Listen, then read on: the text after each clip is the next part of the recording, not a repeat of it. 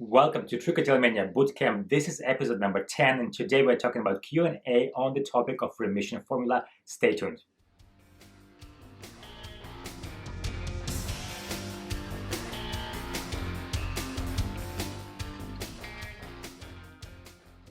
All right, welcome back, guys. This is episode number 10. We have quite a few episodes behind our belt, so thank you for staying here with me. I hope by now a lot of you are in the process of getting into remission, and maybe some of you are already in the remission. I would really love to hear your stories, your progress, your questions, challenges. I hope to make this platform an interactive platform to help as many people as we can to reach a full and sustainable remission.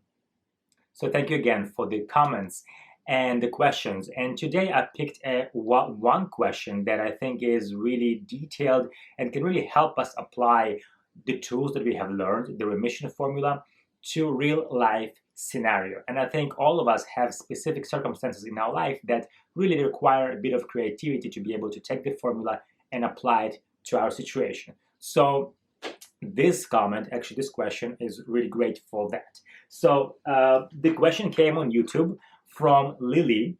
Lily, thank you for a great question. And it reads as follows. Thank you so much for making this series. You are very welcome. I have a question, but it's totally fine if you don't have the answer. I just thought I would ask.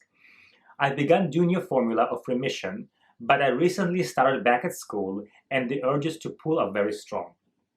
My classes are online, so unlike when I was physically in school and I wasn't able to pull in class, no one can see me online, so I can get away with pulling, period. But I can't really do the physical consequence because I can't leave my computer during the class. Do you have any suggestions for what to do in this case? So Lily, thank you again. This is a great question, and this is kind of a perfect storm. We have three significant pieces working together. First of all, the urge to pull is pretty strong. Second is there's nobody watching us, so there are no environmental inhibitors. We can pull and there's nobody around to make us feel embarrassed or stop. And number three is the fact that we cannot apply the consequence immediately. In Lily's case, she is at the middle of a class. She cannot leave the desk.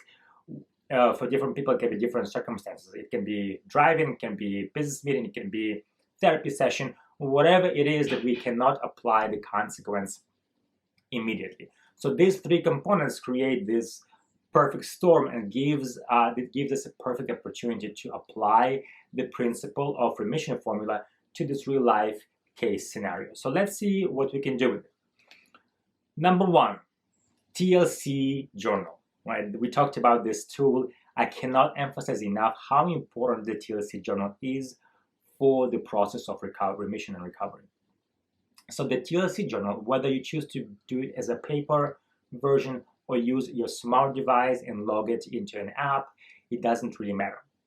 What really matters is your consistency of using the TLC journal to gain awareness of what are your pulling patterns. So the TLC stands for time, location, and context. Let's talk about time. So Lily, what you can start doing is, first of all, you can use your TLC journal while at the desk. It's really not a problem. And every time you have a pulling incident, you write immediately the time of the incident, right? The location, the context. With the pattern of time, notice, do you tend to pull early in the morning, maybe when you feel groggy, or later in the day, maybe when you feel tired? Is it in the beginning of the class, or is it toward the end of the class, maybe when you feel a little more bored? What is the time pattern, if any, that you can notice?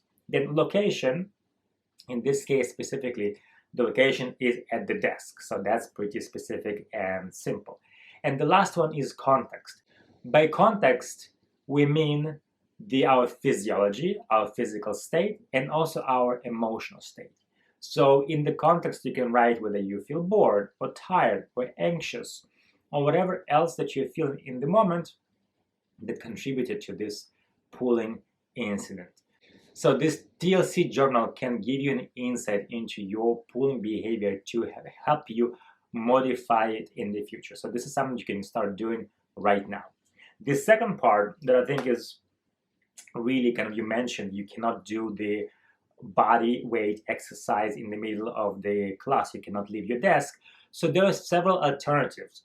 First of all, what you can do is you can start applying the consequence in the end of the school week. So this way you have a whole weekend to train your body and apply the consequence every time you have a pulling incident. After a couple of days of consistent application of the consequence, I think it'll be easier. You might notice reduction in the pulling incident and more ease with the application of the consequence. So in this case, you actually can, during the classroom, just notice how many times you pulled based on your TLC journal record, and then in the end of the class, do the consequence for all those times in a bunch, in a few sets if you need to. So this is another option, starting the consequence in the end of the week and give you a few days to actually train your body in applying the consequence. The second option is devising a consequence that can be applied while seated at the desk. So there are two options I can think about. First of all is a hand grip exerciser, right? It's a simple device, small device to strengthen your forearm and wrist. Basically, it looks like a spring that you squeeze together, right? You can buy it anywhere, actually, just a few bucks. And it can serve two purposes. First of all, you can hold it in the hand that usually does the pulling, the hair pulling, right? So as you hold it in your hand, it kind of occupies the hand for a moment and maybe prevents you from pulling as frequently. The second part, whenever you do pull, you can apply the 10 squeezes as a consequence, right? And this is going to be the consequence you can do at your desk. And nobody will see you. It's something that's pretty easy. You can still follow the lesson plan. This is one thing. Another option that I thought about was a hip adductor exerciser. So again, it's a spring-looking machine, a small thing that you squeeze in between your inner thighs. So you bring your knees together and you squeeze it, and the muscles that are being worked are the inner thigh. So this is the hip adductor, and this is something that you can do as a consequence underneath the desk, and nobody will be able to see that. So this is kind of my two creative consequences that I thought about, but I invite you guys to be creative and to think of things that work best for you and that can be applicable, and give them a go. Right, so these are the two variations of working with the consequence. You can start in the end of the week, so you can have the weekend to practice your consequence, or you can devise the consequence that you can do at your desk. Now, the other important piece that can be added to these recommendations is the list of remedies. In the episode 8 and 9, we talked about the physical and psychological triggers for hair pulling. And I invite you guys to make a list of all of the physical triggers, which means the conditions in your environment and in your body, physical conditions that trigger pulling episodes. So if it's high temperature, if it's hot outside, or if your body feels dehydrated, or if you are tired, whatever the physiology and the environment that makes you or increases the likelihood of your pulling incidents.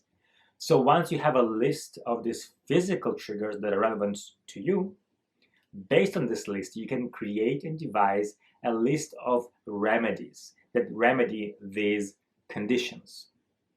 For example, if you tend to pull more when you dehydrated,